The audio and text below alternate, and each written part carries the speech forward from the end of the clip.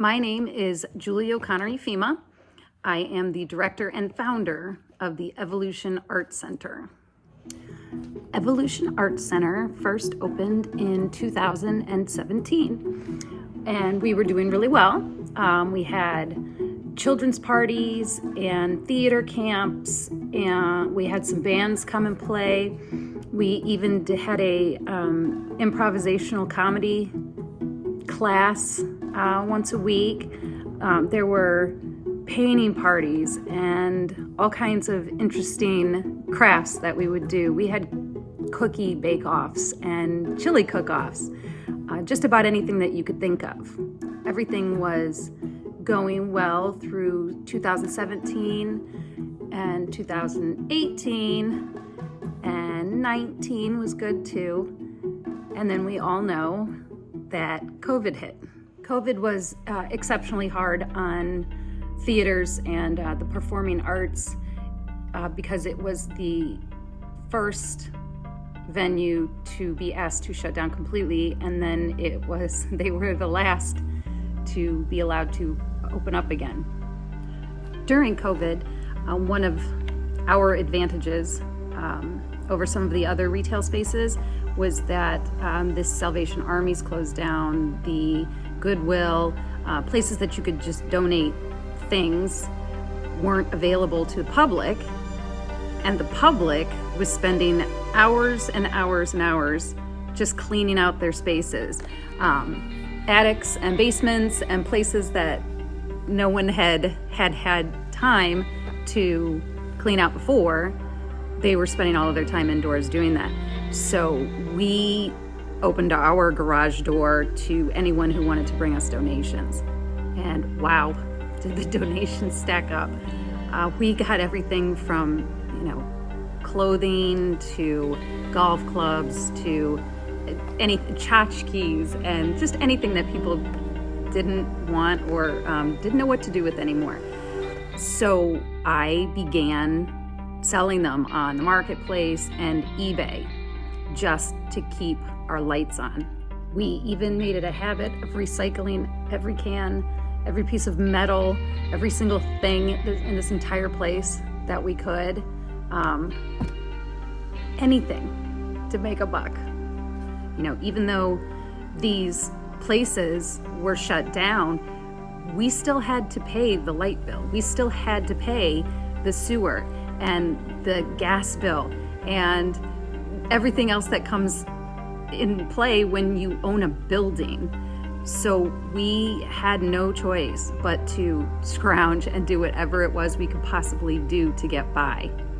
And lucky for us, we were able to just hang in there just enough to get those bills paid and keep the building until COVID ended.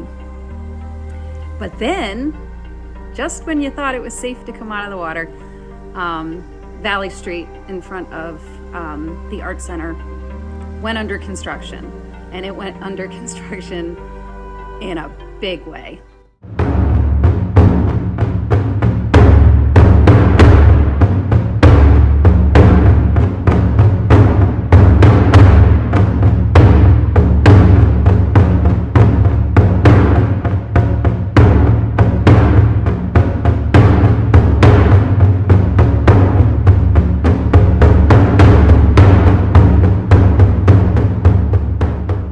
They tore out the street all the way to the cobblestone. They replaced the water lines and the sewer lines, the sidewalks, the downspouting, Bilco doors, everything that you can possibly think of, which is great because I know it needed it. But it also cut off the entrance to our parking lot, which had sprung a sinkhole, by the way. That was kind of interesting. So we did fix the sinkhole, but we were unable to have people in the center. The only way we could get into the building was to go down a one-way alley the wrong way. Neighbors were great about it though, and we all watched out for each other, tried not to run into each other too often. And when you would think that construction was enough, while they were replacing the sewer pipes, they accidentally cemented ours in, and we had a little explosion in the basement. You know, all things considered, we had to live with a porta potty in my front step for about 9 days, but they did fix that too. And about a month ago, we finally were able to get into my parking lot and have very high hopes of reopening soon. Insurance for a nonprofit is difficult. We have children here too, so you have to cover your board of directors and you have to cover clearly liability and everything else. So what we need to do now is get enough money to pay the insurance before I can actually have people safely back in the building. So the idea is, as soon as it thaws and spring is here, we're gonna do another yard sale with all of the donations. And I'm planning a gallery showing, like a silent auction, and sell a lot of the art that has gathered here over the years, art that I've done, art that other people have done.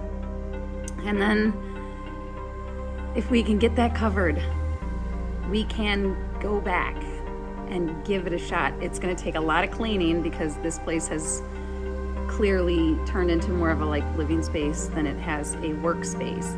But I am full of energy and optimism. We still have volunteers that gave so much for so long to get us up and running as quickly as we did. And I know in my heart that we can make another go of this, because I don't know any other way. You never give up. COVID, construction, sinkholes, sewage.